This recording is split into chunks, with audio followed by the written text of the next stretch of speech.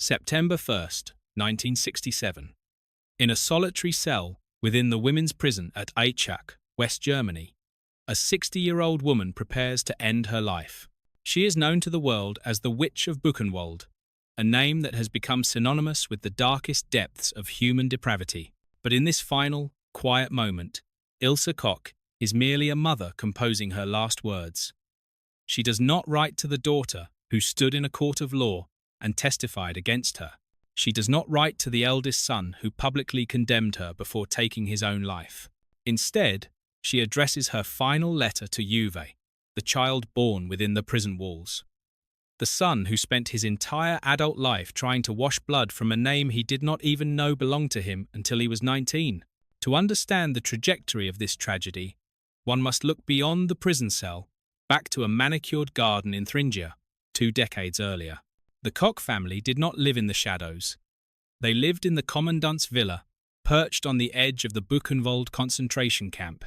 It was a residence of perverse luxury, a grotesque parody of domestic bliss. Karl Otto Koch, the commandant, and his wife Ilse raised 3 children, Artwin, Giselle, and Gudrun, in a home that boasted a swimming pool, servants, and fine dining. However, the architecture of their childhood was built on a foundation of cognitive dissonance. The children played in a garden where the scent of blooming roses competed with the cloying, sweet stench of the crematorium smoke. They rode horses past columns of starving men in striped uniforms, learning to view these human beings not as people, but as part of the landscape, no different from the fences or the trees. This was the psychological experiment conducted on Artwin and Giselle, the normalization of the abnormal. They were taught that fresh vegetables and classical music could coexist peacefully with industrial slaughter, provided one did not look too closely at the source of the labor. The collapse of this twisted Eden did not come from the Allied liberation, but from within the Nazi apparatus itself. In a detail often overlooked by history, Karl Otto Koch was not executed by the Americans for crimes against humanity. He was executed by the SS, his own comrades. On April 5th, 1945, his crime was not the murder of thousands, but the embezzlement of funds. The Nazi regime could tolerate mass extermination, but it could not abide a thief. The father of the Koch children was shot by a firing squad for being too corrupt even for the Third Reich. Ilse Koch survived him, only to become the face of Nazi sadism. Arrested, tried, and sentenced to life, her story took a turn that shocked the world in 1947. While in American custody at Landsberg prison, she became pregnant. The father was unknown, likely a fellow German prisoner, but the implications were explosive. The public was outraged, not just by her crimes, but by her fertility, by the fact that life could spring from a woman associated with so much death. That life was named Uwe. Born in October 1947, he was immediately removed from his mother. He was a child of scandal, unwanted and unclaimed. He was placed into the foster care system, given the surname Kohler, and raised in a Bavarian village, completely ignorant of his biological heritage. For Uwe, the name Ilse Koch was a headline in a newspaper, a ghost story told to frighten children, not the woman who gave birth to him. While Uwe grew up in the bliss of ignorance, his older siblings, Artwin and Giselle, were forced to navigate post-war Germany, carrying the heaviest name in the country. They had memories. They remembered the villa. They remembered the riding crops and the dogs. They remembered the power their parents wielded. Artwin, the eldest son, attempted to cleanse himself through public rejection. As a young man, he gave interviews to the BBC, explicitly condemning his mother's actions.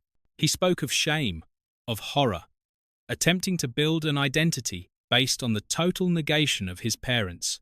He tried to intellectualize his trauma, to separate the biological fact of his birth from the moral reality of his existence.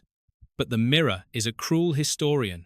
Every time he looked at his own reflection, he saw the features of the commandant. The psychological weight of being a Koch, of carrying the genetic code of Buchenwald, proved too heavy for words to exercise. In 1964, at the age of 26, Artwin Koch committed suicide. He realized that no amount of public apology could sever the bond of blood. Giselle, the middle child, chose a different path. The path of surgical removal. When West German authorities put Ilse on trial again in 1950, Giselle appeared not as a supportive daughter, but as a witness for the prosecution. She was 16 years old. She sat in the courtroom and detailed the life inside the villa, providing the testimony needed to lock her mother away forever.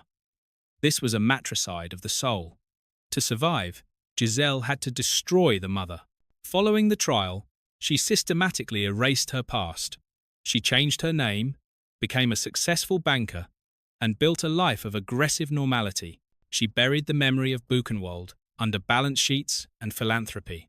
She died in 2018, a respected woman whose obituary made no mention of the villa, the camp, or the woman who watched prisoners die while gardening. Giselle proved that one could escape the past, but the price was absolute betrayal. Then there was Uwe, the boy who knew nothing. It was not until 1966, when he was 19 years old, that he discovered his true identity.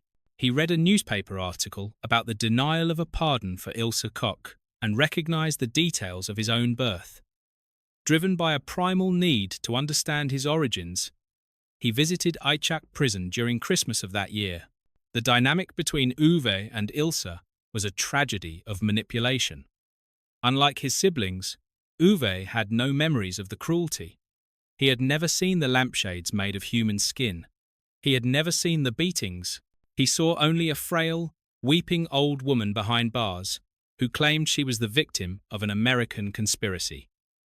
Ilse Koch, a woman capable of unspeakable sadism, found in her youngest son the perfect audience.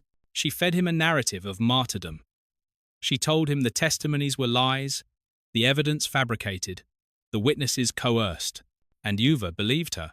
He believed her because he needed a mother, and she was the only one he had. He became her champion, writing letters to the New York Times, contacting historians, and dedicating his life to rehabilitating the reputation of a war criminal. Historians have called Uwe the final victim of Ilse Koch. She did not kill him, but she colonized his mind, using his innocence as a shield against her guilt. The very circumstance that should have saved him his separation at birth became the mechanism of his entrapment. When Ilse tied the bedsheets to the heating pipe in September 1967, she left a note that solidified this final manipulation. "There is no other way. Death for me is a release," she wrote to Uwe. She died, wrapped in the delusion of her own victimization, passing that delusion on to her son as his sole inheritance. The legacy of the Koch family offers a grim study in the ethics of survival. 3 children walked out of the shadow of Buchenwald. Artwin faced the truth and was crushed by it. Giselle utilized the truth as a weapon to sever her ties and survived. Uwe denied the truth and was consumed by a lie. It raises a disturbing question about the nature of evil and its afterlife. Is it possible to live a moral life when one's existence is rooted in atrocity? The silence of the post-war era, the rush to rebuild, and the desire to forget allowed Giselle to blend in, but it also allowed Ilse to construct a fantasy for Uwe. The rubble of the Third Reich was cleared away, but the psychological ruins remained, burying the next generation. In the end, the story is not just about what Ilse Koch did to the prisoners of Buchenwald. It is about what she did to her own bloodline.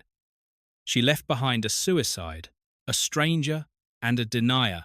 There was no redemption, only different shades of destruction. The villa is gone, the camp is a memorial, but the invisible scars on the descendants of the perpetrators serve as a reminder that history does not end when the treaties are signed. It continues in the silence of the dinner table, in the secrets kept in locked drawers, and in the unanswerable questions of children who wake up to find they are the heirs of monsters.